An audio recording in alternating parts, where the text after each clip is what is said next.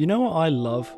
Creepy internet story projects. And there is none more infamous than the SCP Foundation. If you're unfamiliar with the SCP Foundation, it's a website containing a vast collection of fake documentations and articles on unusual creatures, objects, people, and places, or anomalies as they call them. And believe me when I say this, some of the stories on this place are terrifying. Don't believe me? Go read the likes of SCP-087, 106, and 096. Then you'll see what I mean. You may have also heard of the game based off the website called SCP Containment Breach, which is hands down one of the scariest games I've come across over the years of being a horror game enthusiast. So much so that I can't bring myself to finish it.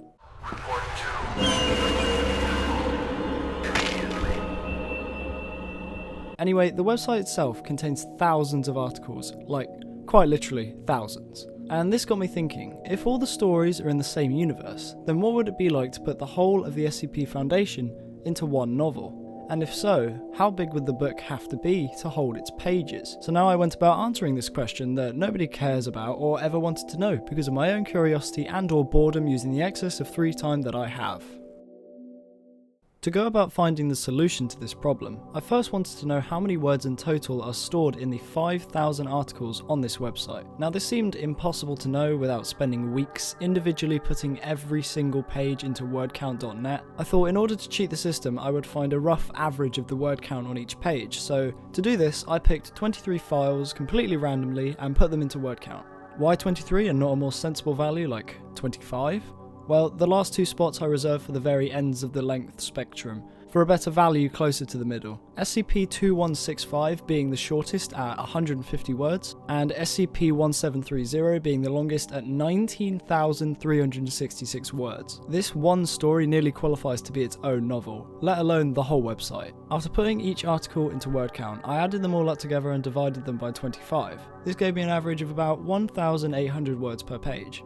Multiply that number by 5,000, which gives us an estimated total of over 9 million words. That means if you were to read this in one sitting without breaks, at the average of 270 words per minute, you would be reading this book non-stop for over 3 weeks, or about 23 days.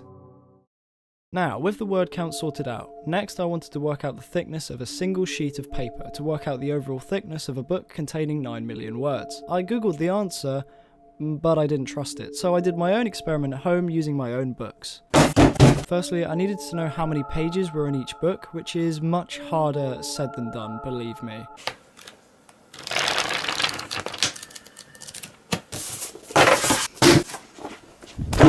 So, after a minor mental breakdown, I worked out that to find the number of pages in a book, I needed to count the individual pages without numbers, such as the ones at the front and the back. Then I went to the last page with a number and divided that number by 2. If it was odd, then I went back one side and used that number. Remember, we're counting the pages themselves, not the size of writing.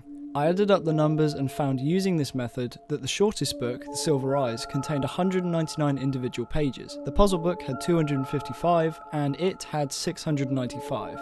Now I had to find the exact thickness of each book.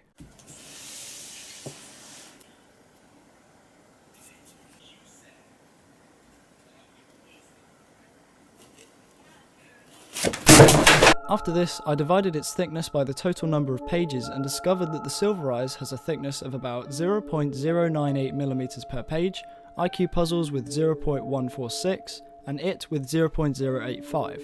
The differences in thickness make sense as some books are older, meaning naturally thicker paper, and some books are much longer, so it has to have thinner paper to fit more pages in a smaller amount of space. This is also a prime example of why you should always do more than one experiment, so you can find an average. Here I found that the average was 0.11mm. This I was very happy with, as on Google the thickness of paper is said to be 0.004 inches or about 0.1mm. While I'm glad my science GCSE was helpful for one thing.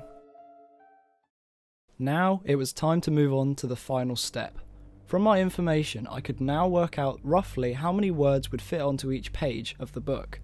Again, I could have googled this, but instead I took the word count for it online and divided it by the amount of numbered pages, giving us about 325 words per page. Then I divided the word count of the SCP files by 325, giving us a total of 27,856 sides of novel. That is over 20 times the number of pages inside Stephen King's It. Just saying. Again, I had to divide this number by 2 to get the number of individual pages, leaving us with a total amount of pages of 13,928. And now, using this completely insane number, I could work out how thick this book would be in real life. If it was a single book, that is. I did this by multiplying the number of pages with the thickness of the paper I found previously, and came to 1,393 millimeters, otherwise known as 1.39 meters or just under 4.5 foot. So for comparison, here's a stack of books that I've collected over the years. And as you can see, the book is that much taller. So yeah. Alright, how am I going to move this? Oh.